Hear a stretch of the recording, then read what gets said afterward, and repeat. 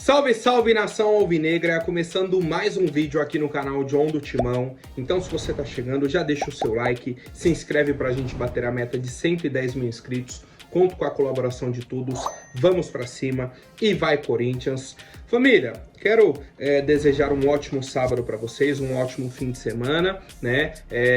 Vamos falar aí um pouco sobre rodada de Brasileirão, algumas questões aí do time do Corinthians, né? Giovani, Romero, o José Martinez também, né? A expectativa que tava aí sobre a lesão dele ou não e tudo mais, tá? Então, peço também que vocês me acompanhem pelas redes sociais, Instagram, TikTok, Kawaii, Twitter, todos os links aqui embaixo na descrição. Vamos pra cima. E editor, pode rodar a vinheta.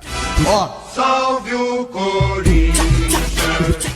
Bom, família, hoje temos o início, né, da 31ª rodada do Campeonato Brasileiro, né? O John, inclusive, no vídeo de ontem, acabou nem falando sobre o jogo do Vasco, né? A rodada atrasada na quinta-feira, foi no mesmo dia do jogo do Corinthians, obviamente estava aí focado no confronto entre Corinthians e Racing e tal. Assisti o jogo do Vasco contra o Cuiabá, né? Um jogo, assim, feio.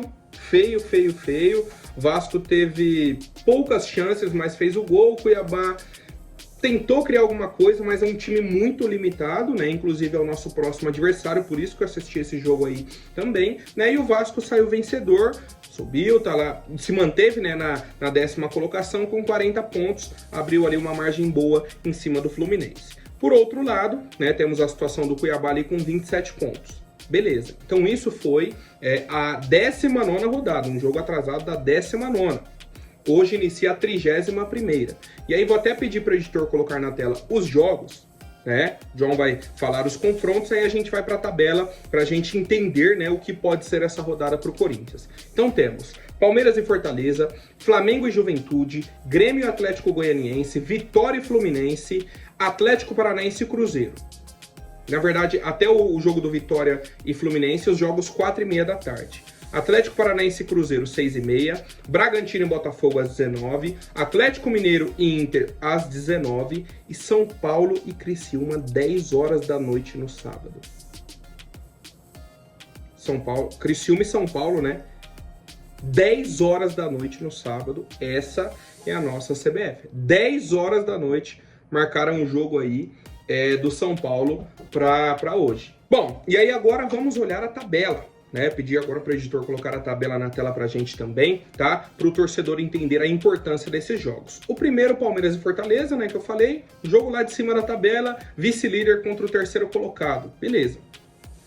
Flamengo e Juventude, um jogo difícil para o Juventude, né? O Juventude vem numa sequência aí com 4 jogos sem vencer no Brasileirão.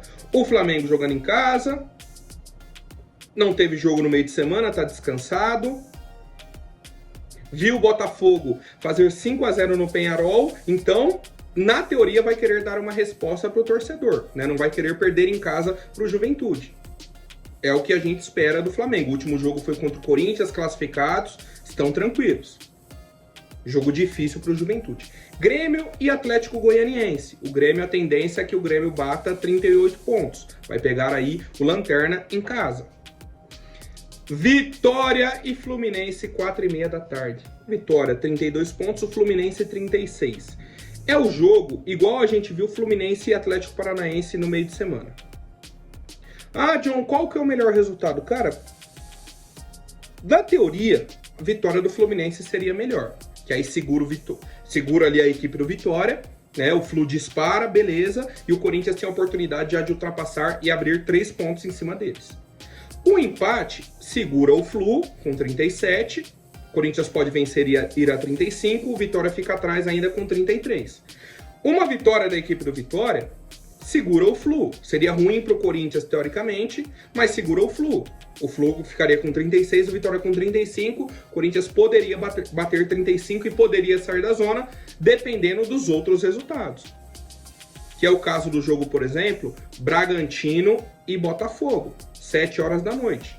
O Botafogo, falei aqui, fez 5-0 no Peñarol meio de semana. Então, praticamente já está classificado na Libertadores. Pode ir até com time reserva, né, na Libertadores meio de semana. O foco vai ser o Brasileirão. Eles vão entrar para vencer. E mais, já sabendo o resultado do jogo entre Palmeiras e Fortaleza, que começa às 4h30. Botafogo entra em campo às 7h. Então já entra sabendo o resultado. Se o Palmeiras vence, aumenta a pressão para o Botafogo para vencer o Bragantino. Então o Bragantino não tem vida fácil, tá numa sequência negativa. O outro jogo, Atlético Paranaense e Cruzeiro. O Cruzeiro também, desde que o Diniz assumiu, são 5 jogos, não venceu. 4 empates e 1 derrota. Tá devendo essa resposta para o torcedor. Vai querer pressionar o Atlético. E o Atlético dentro da zona, não vence aí há não sei quantos jogos, 10 jogos, né, se eu não me engano, no Brasileirão. Tá todo mundo com a corda no pescoço ali. São jogos complicados. Aí tem Galo e Internacional, jogo da parte de cima, e o Criciúma pega o São Paulo brigando por uma vaga direta na Libertadores. Vai dificultar para o Criciúma também. Tá? Então, o Corinthians vai jogar na segunda-feira, já sabendo todos esses resultados. E acredito que com a possibilidade de sair da zona do rebaixamento em caso de vitória. Pelo jogo difícil do Vitória, né, pelo jogo difícil do Juventude e do Bragantino. Os 3 times que estão acima da gente ali na parte direta da tabela. Então é uma rodada muito importante, a gente fica de olho, vai acompanhando, né, e torcendo aí por alguns resultados. Não queria que fosse dessa forma, obviamente, o principal é o Corinthians fazer o resultado, né? Não existe rodada boa se o Corinthians não vencer. O Corinthians tem que fazer a sua parte, tá? Bom, vamos falar do nosso time. O venezuelano José Martínez fez um exame, né? Ele sofreu uma pancada no jogo contra o Racing. Inclusive, eu vi o replay depois. Na hora eu já tinha ficado meio assim. Eu falei, cara, isso foi para pelo menos amarelo. O carrinho que ele tomou dentro da área do Corinthians. Ele cortou a bola, o cara veio dar uma solada no tornozelo dele. O árbitro nem olhou, o VAR não chamou, seguiu.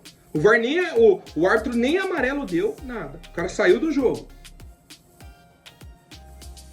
Mas fez os exames e não foi constatada a lesão, tá? Ele sofreu apenas um trauma. Trauma é qualquer pancada, né, que você tiver ali na região e tudo mais, então, menos mal. Outro ponto importante, ele não joga contra o Cuiabá, está suspenso. Então, gelinho no tornozelo, gelo, repouso, para quinta-feira estar 100% para o jogo contra o Palmeiras na sequência também, tá? Então, quanto ao José Martínez, não temos tanta, assim, preocupação, né, por conta dessa situação dele, tá? E na sequência das novidades aqui, cara, a situação do Giovani. Fui entender, né, a questão contratual dele com o Corinthians e tudo mais. O contrato do Giovani não acaba agora no fim do ano. Os que acabam no fim do ano são Matheus Araújo e Caetano. E, pelo que a gente está acompanhando, são 2 jogadores que vão deixar o Corinthians de graça, né? Vamos dizer assim. Não vão ser vendidos. Seria interessante se a gente conseguisse uma remuneração por eles, né? Um valor mesmo que pequeno, uma compensação financeira. Já o caso do Giovani, ele tem contrato até julho de 2025, metade do ano que vem. Então, se ele bater o pé e falar, não vou renovar, não vou, ele vai ficar sem jogar até julho do ano que vem. Vai perder espaço, vai perder ritmo de jogo, vai se prejudicar. Mas tem jogador que não liga para isso. Quando o cara toma decisão, toma decisão. Tem jogador que vai repensar, vai falar, pô, verdade, né? Tem mais aí os 2 meses finais agora, né? Já reta final de outubro, aí conta novembro, mais um pedaço de dezembro. 2 meses, mais 6 meses do ano que vem. 8 meses. É como se ele tivesse uma lesão de ligamento, sabe? O cara fica muito tempo fora. Então, assim, cara, é uma situação que a nossa diretoria está tentando renovar com ele, está tentando resolver isso. Pô, se você está insatisfeito, quer sair, chega na diretoria e fala, ó, vamos fazer o seguinte, então vou renovar o contrato, mas eu quero que vocês me negociem. Pô, John, mas como assim? Renovar para negociar? Sim, para o clube não perder dinheiro. Renova e aí a gente busca propostas no mercado para contratar o atleta. Beleza. Dá para o Corinthians conversar dessa forma. mas o atleta quer bater o pé, né? Então, a gente aguarda aí mais atualizações dessa situação do Giovani, né? Então, ele tem um contrato mais longo do que a gente tinha comentado aí essa semana. Outro jogador que está numa situação aí emperrada, né, de renovação de contrato e tudo mais, é o Ângelo Romero. Esse tem um contrato até o fim do ano só. E o Rafa Alcântara trouxe algumas atualizações importantes. Tem duas cláusulas no contrato do Romero. Uma é, se ele for campeão pelo Corinthians esse ano, o contrato renova automaticamente. Ou, se ele jogar em 61% das partidas, renova automaticamente também. O Romero já jogou em 58% das partidas.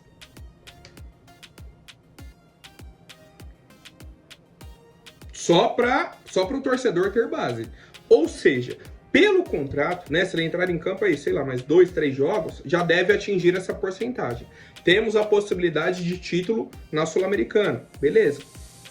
Que quanto mais longe o Romero tiver, é melhor ali para o Corinthians nessa semifinal. Mas enfim, pelo número de jogos, acredito que ele vai bater nessa porcentagem. E aí, teria uma renovação automática.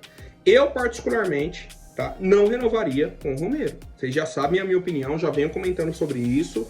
O desempenho técnico dele dentro de campo é bizarro, muito ruim, né?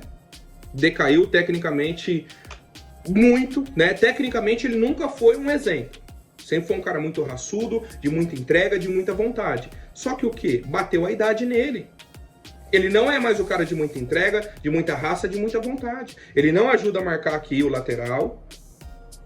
Não tem força para chegar, para atacar. É um cara nulo dentro de campo, né?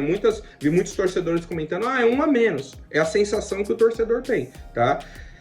Eu, se fosse da diretoria, tentaria, né, ver essa questão do contrato com ele para não renovar para o ano que vem. Tá? Não renovar, porque é um salário alto, é um cara assim que está agregando muito pouco ao nosso elenco, mas eu quero saber a opinião de vocês, família. Renovariam ou não o contrato do Romero para 2025? Certo, família? Por hoje é isso. Amanhã a gente volta com mais novidades sobre o nosso Coringão. Até mais, um forte abraço e vai Corinthians!